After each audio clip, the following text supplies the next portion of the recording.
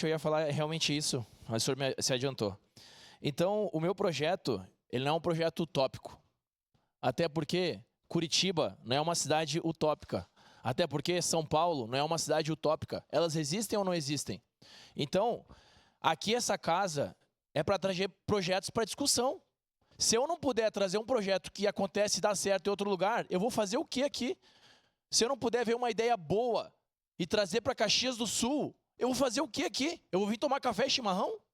Não, eu tenho que ver coisas boas e trazer para cá. Eu peço desculpas pelo meu tom de voz, que às vezes é um tom de voz firme, mas não é falta de respeito. É para que as pessoas vejam que esse assunto é sério. Eu tenho em casa pessoas que não conseguem usar o transporte público.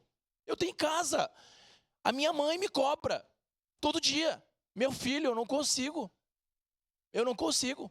Meu filho, me ajuda. A minha mãe. Então, se eu não puder escutar o que a minha santa mãe fala, então a gente para tudo.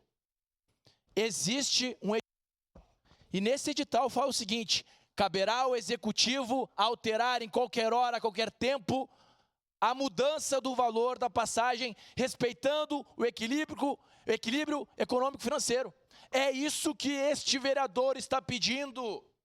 É isso. Os ônibus já estão rodando, os ônibus já estão na rua. Só que não tem gente, não tem passageiro, porque a passagem é cara. Não tem previsibilidade. Então, o que eu peço? Vamos testar. Secretário de Trânsito, vereador, Fiuza, vamos testar. Testa. Se não der certo, eu venho aqui nessa tribuna e falo assim, ó, eu errei, assumo o erro, não dá certo, vamos manter do jeito que está. Mas se der certo, e se der certo, é a população que agradece, são os 90 mil usuários por dia que agradecem. 90 mil pessoas. Então eu vou deixar de ouvir 90 mil pessoas para ouvir uma pessoa que diz que não pode colocar em pauta. Para concluir, vereador. Obrigado, presidente. Obrigado.